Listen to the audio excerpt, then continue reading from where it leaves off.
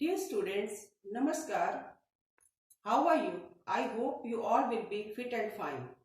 Today we are going to start the chapter Establishment of Company Power. In this chapter, we will study how East India Company established their power in India.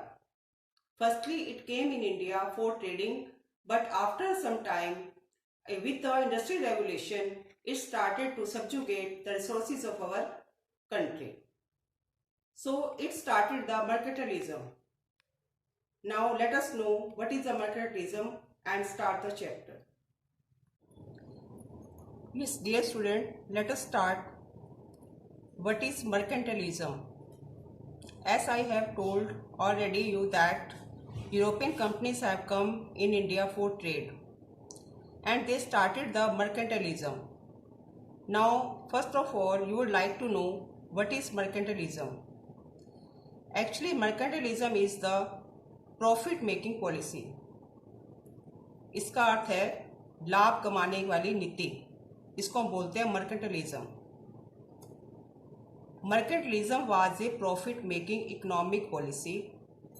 During the 16th-18th century, all the progressive European countries wanted to make profits through trade.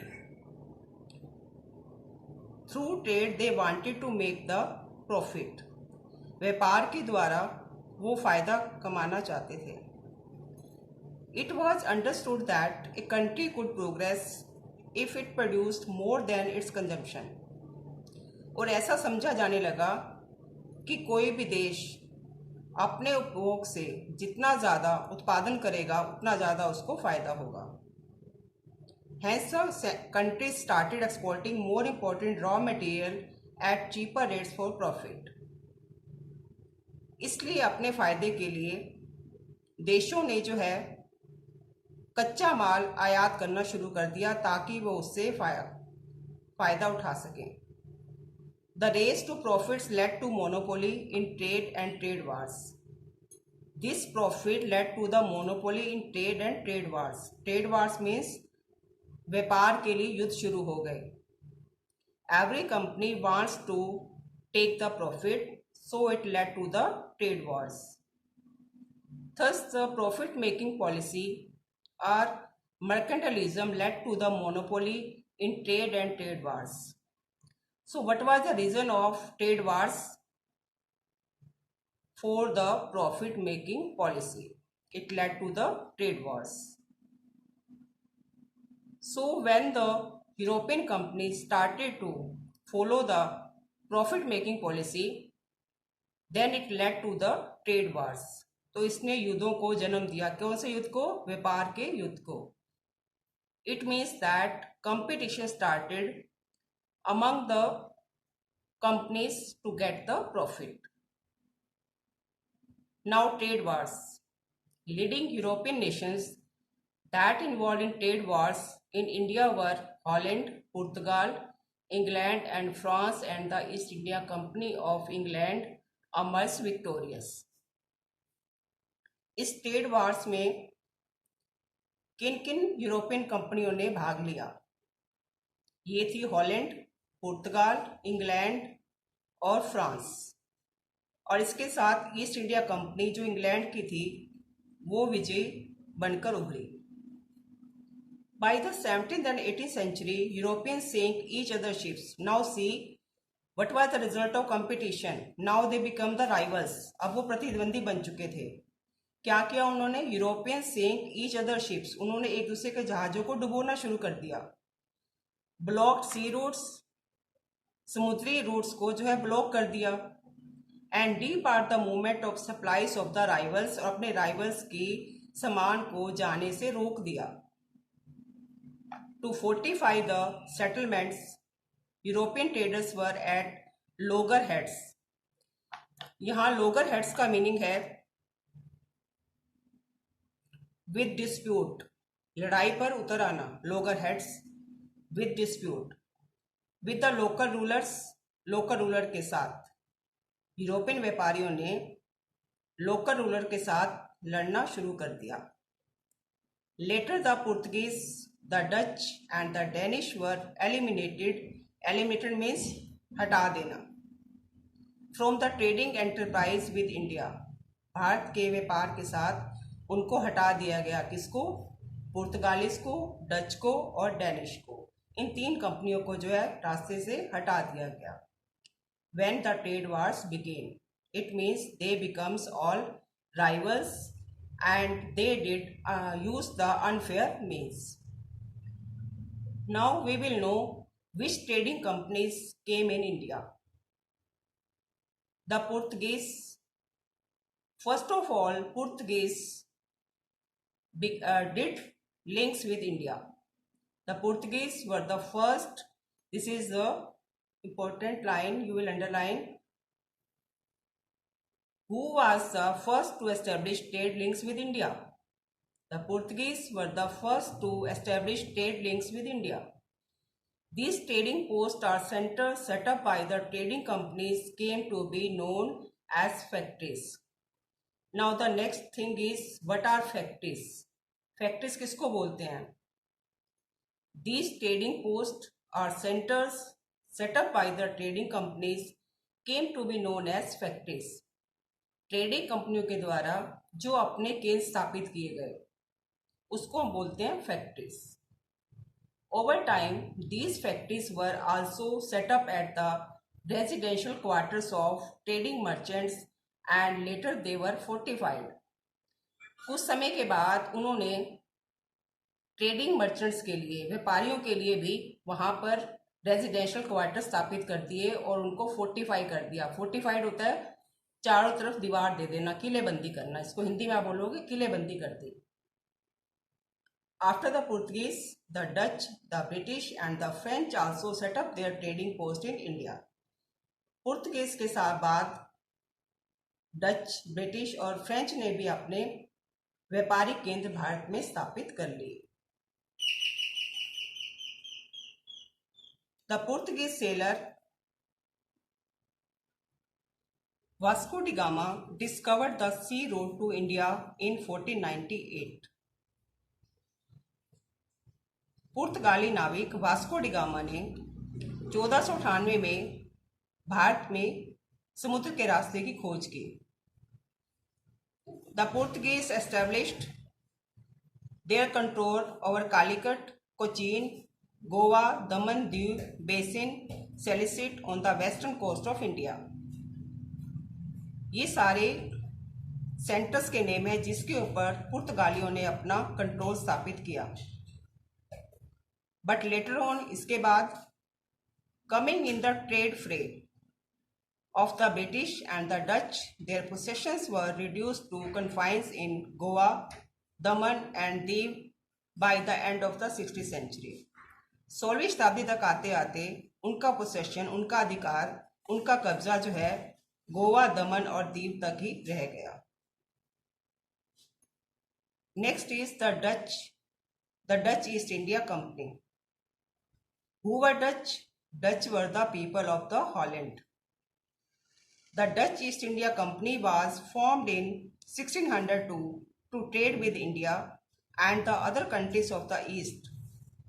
Dutch East India company Bharat में व्यापार करने के लिए 1602 में आई और उसने पूर्व के दूसरे देशों के साथ जो है अपना व्यापार शुरू किया।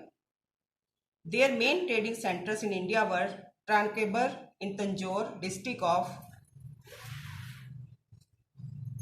Tamil Nadu, Serampore in Bengal, Nagapattinam, Chinsurah, Patna, Balasore, Cochin, Surat, Karikal, Kasim Bazar and Masulipatnam. These are all the centers. By mid-18th century, their colonial possession. Colonial means when one country subjugate another country with the political and economic power, that is called colonial. Colonial possessions were taken over by the British East India Company. 18वीं शताब्दी के मध्य में British East India company ने उपनिवेश के अधिकार सारे वापस ले लिए। नेक्स्ट है Danish east India company. It came in 1616. They set up their settlements at Tranquebar in Tamil Nadu and Serampore in Bengal but had to sell them to the East India Company by 1845.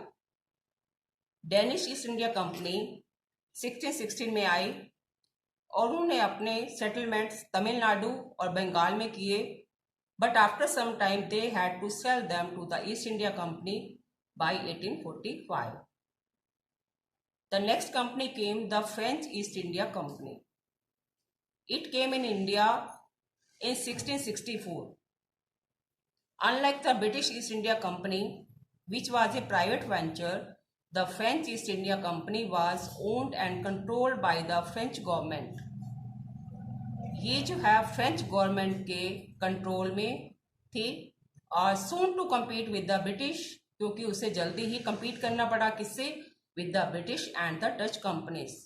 The French company made a flourishing business and established their factories at Surat, Masulipatam, Pondicherry, now it is called Puducherry, Chandrangore, Mahi and Karikal. जल्दी से ही French company ने अपने business को फैला लिया और अपनी factories जो है सूरत, मसूलीपट्टनम, पदुचेरी और कैरिकल और चंद्रगेर और माही में स्थापित कर ली. Next company came the English British East India company. The British East India company was started by a group of wealthy merchants and aristocrats in 1599. ये कंपनी जो है धनी व्यापारियों की कंपनी थी और एरिस्टोक्रेट्स जाने माने उद्योगपति 1599 में. On 31st December 1600, they were granted a royal charter from Queen Elizabeth I to have an exclusive right to trade with the East. इस कंपनी को 31 दिसंबर 1600 में क्वीन एलिजाबेथ द्वारा एक स्पेशल अधिकार मिल गया व्यापार करने का. The East India Company of England established its first factory at Surat in 1611. East India company ने अपनी पहली फैक्ट्री सूरत में लगाई in 1611. You have to remember this point. East India company ने अपनी पहली फैक्ट्री कहाँ लगाई? सूरत में in 1611. They received an imperial फरमान. फरमान होता है नोटिस. इंपीरियल राजसी फरमान, राजसी उनको नोटिस मिला in 1618 from the Mughal Emperor Jahangir to set up a permanent factory at सूरत, कि वो सूरत में अपनी परमानेंट फैक्ट्री को सेटअप कर लें. They also set up their factories in Masulipatnam, Hariharpur and Balasore during 1616 to 33. इस प्रकार उन्होंने अपनी फैक्ट्रीज मसूलीपट्टनम, हरिहरपुर और बालासोर में स्थापित कर ली 1660 से 33 तक. After that, in 1639, the company bought a piece of land from the chieftain in Chandragiri and founded the city of Madras on the east coast. इसके बाद कंपनी को एक भूमि का टुकड़ा मिला, कहाँ पर? चंद्रगिरी में, और उन्होंने मद्रास की सिटी को फाउंड किया ऑन द ईस्ट कोस्ट, पूर्वी कोस्ट पर, पूर्वी तट पर. Here they built their first fort at Madras, now named it as Fort St. George, and made it the headquarters of English settlement at Coromandel Coast. पहला किला उन्होंने मद्रास में, जिसे आजकल हम चेन्नई बोलते हैं, स्थापित किया और उसका नाम फोर्ट सेंट जॉर्ज और इंग्लिश सेटलमेंट के लिए कोरोमंडल तट पर अपने हेडक्वार्टर्स बनाए. East India company arrived in Bengal in 1651 and established their factory on the banks of river Hooghly, which is in Calcutta. With the royal Farman in 1634, the British got the permission of the Mughal Emperor Shah Jahan to trade in Bengal. Mughal emperor Shahjahan से permission ली और बंगाल में अपना व्यापार शुरू किया. They set up their factories at Qasim बाजार and Patna. उन्होंने अपनी फैक्ट्रीज कासिम बाजार और पटना में शुरू की. In 1661, Charles II, the King of England, got Bombay, now it is called Mumbai, in dowry when he married the Portuguese princess Catherine. England के राजा को मुंबई जो है वो एक डॉरी के रूप में मिला था जब उन्होंने एक पुर्तगीज प्रिंसेस कैथरीन से शादी की। By 1668 Bombay was transfer to the East India company. Bombay जो है ईस्ट इंडिया कंपनी पर ट्रांसफर हो गया। Where a factory was establish, जहाँ पे एक फैक्ट्री बना दी गई।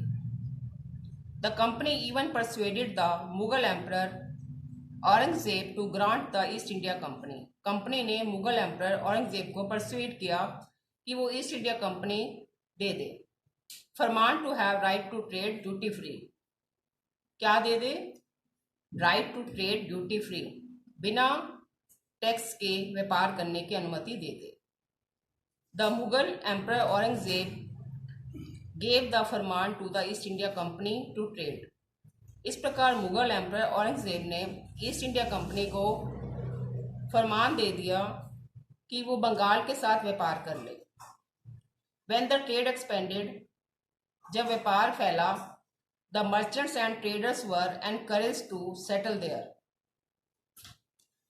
जब व्यापार फैला तो व्यापारियों और मर्चेंट्स को एनकरेज किया गया कि वो वहीं पे रुके। बाय 1696 ये ऐसा इसलिए किया गया क्योंकि वो व्यापार को बढ़ाना चाहते थे और उन्होंने व्यापारियों के लिए वहीं पर ही ठिकाने और क्वार्टर बना दिए थे। By 1696 the company built a fort around the settlement. 1696 में कंपनी ने सेटलमेंट के चारों ओर किले बना दिए। It even bribed the Mughal official to gain the zamindari rights. Over 3 villages, 3 गांव में Sutanati, Kalikata and Govindpur that developed into the city of Calcutta. Now it is called Kolkata. By 1696, this factory center was fortified into Fort William by the company. After the death of Aurangzeb, the empire disintegrated rapidly. Aurangzeb की death के बाद empire जो है जल्दी से विघटित हो गया, टूट गया। Although the Mughal Emperor Farooq Siyar granted trade concession to the East India Company in 1707, यद्यपि मुगल एम्परर फारूक सियार ने ईस्ट इंडिया कंपनी को व्यापार के कंसेशन दे दिए थे, छूट दे दी थी। The Bengal governors denied it any such right at the expense of Bengal revenues. Bengal के गवर्नर्स ने इसको मना कर दिया at the expense of the Bengal's revenue, Bengal के रेवेन्यू के एक्सपेंस पर। But the company took advantage of the corrupt officer, लेकिन कंपनी ने करप्ट ऑफिसर्स का फायदा उठाया। Soon the company became powerful, इस प्रकार कंपनी जल्दी ही पावरफुल बन गई। And establish their control firmly over the possession of the Dutch and the Portuguese in India, और जल्दी ही अपना नियंत्रण स्थापित कर लिया डच और पुर्तगालियों पर भी भारत के अंदर। So we see that how East India company establish their trade and took gain over other companies in India. So students, you have seen that European countries came into India for trade, but gradually they started to subjugate the resources of the country and they gain over the country, and in this way they establish their role in country, that is in India. Thank you.